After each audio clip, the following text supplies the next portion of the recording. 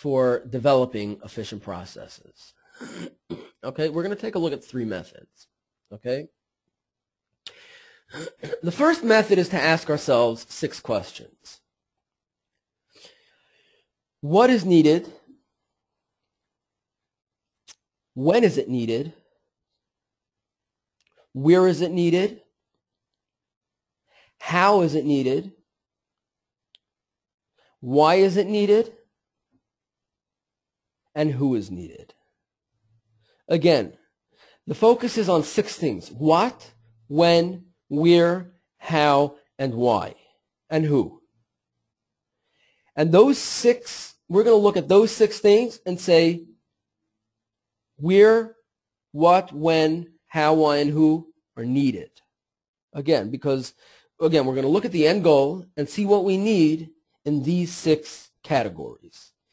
And we don't want to have anything more than we need. Now, it's important to realize that needs can change. The goals change, and we'll take a look at that. We'll take a look at that in a little more in just a minute. But again, goals change over time. Specifically, if we're focused on, specifically in the social sector, we're typically focused on, in certain areas, in certain communities, and those communities change all the time. The dynamics of those communities change all the time. So the goals will, the goals a lot of times will change also. So we need to, constantly reassess what those goals are, and then see what the needs are, and then go and answer these 6 questions. Okay? Again, the less we need to achieve more, the more efficient the process will be. So that's one method. Let's take a look at a second method. Okay? The second method is what's known as business process management. Okay? Business process management has six steps. The first step is the design, the basic design. Let's go and, as a starting point, design a rough process chain. Once we design the rough process chain, let's go and model the outcome of what that process chain will be. Will it actually help us reach our goal? Let's follow the chain of events, the if-then chain of events. Third, execute. Put the process into action. Next, and this is very important, we need to monitor the process. We need to develop benchmarks to be able to monitor the process against. And finally, using those benchmarks, we need to optimize the process, either adding or reducing inputs, or perhaps even just changing the, perhaps just changing the flow of events. Okay, this is business process management in a nutshell. Again, it's a huge, business process management is a very, very big topic, but this is business process management in a nutshell. Okay, and business process management basically is the focus on developing the process. The third method, okay, which can be, it's either a method, it can either be a method on its own, or it can be a method in conjunction with, it can be used, in combination with business process management, as a technique in business process management, perhaps together with the 6 questions, something that's known as Six Sigma. Six Sigma was originally developed, actually for, I believe it was developed by Motorola, and they basically developed a management strategy for enhancing the processes in such a way that it was focused on the value chain, enhancing the functions, the processes the functions and the processes in such a way that the defects that wind up being produced are minimal. Okay, I forget the exact number. I believe it's like 0.4 for every million products that are produced, which is phenomenal. But since then, again, Six Sigma also is a very large topic, but we're going to go through the base. We're going to go through just in a nutshell. Since then, it's been adapted to literally every industry and every every sector, every industry, and every type of organization, from a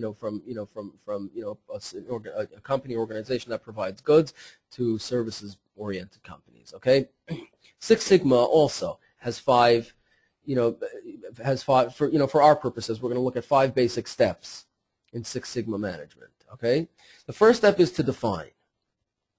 Okay, we need to define the goals within the context of the mission and the customer. Okay, we need to keep the value that we would like to provide the customer. We need to keep that in mind, and we need to develop processes with that in mind. We need to develop processes with the mission in mind as well.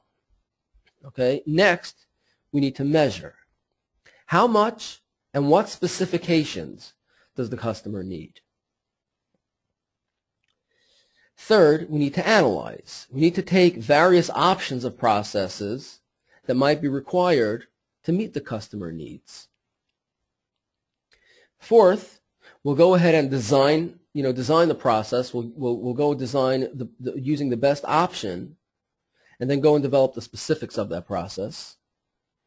And finally, we need to verify the process. We need to verify that the process is actually meeting the customer needs. Again, because Six Sigma takes the final margin of value that the customer will have. Okay, so we're going to verify that the process is actually meeting the customer needs. Okay, and Six Sigma focuses on optimizing the value chain. So it's going to develop the processes in such a way that the value chain, that the end margin of value will be at its maximum level to the final consumer. Okay, now again, it's crucial in these three techniques. It's crucial to keep in mind that goals change constantly. Okay, which means that whether we're employing Six Sigma and we're focusing on the margin of value that the final consumer will wind up with, that value that the consumer perceives can change all the time, right? So, I mean, a regular simple example would be inflation, right? We know that we can always charge $1 for our product, right?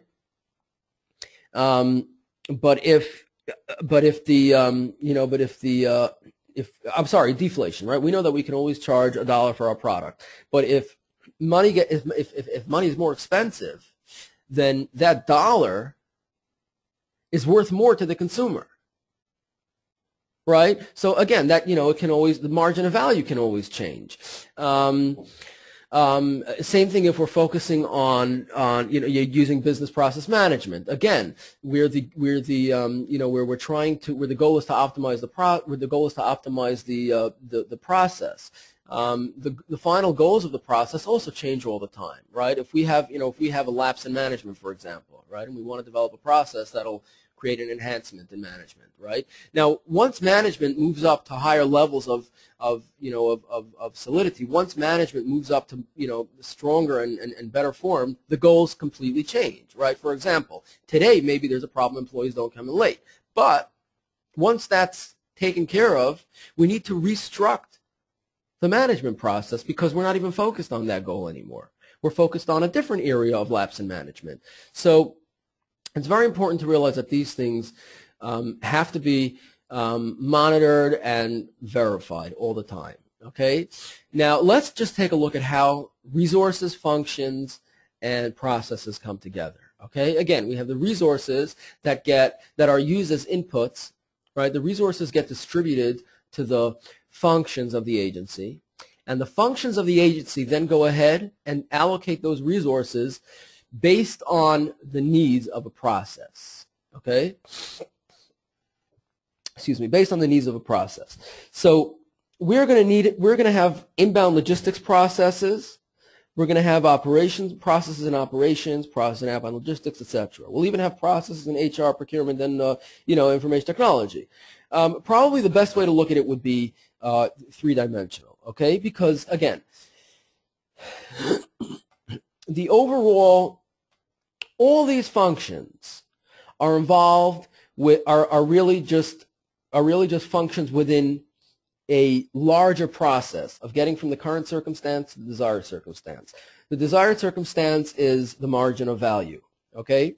Now, each process, again, we may have, it's possible that the inputs might be 10 different processes from inbound logistics. The resources will go in to the functions and be distributed to the processes. That's how it all comes together. That's an agency in a nutshell. Okay, so let's just sum it up. We have functions, resources, processes, and efficiency. Thanks so much, guys. I really appreciate it. We'll be on the line just to take questions.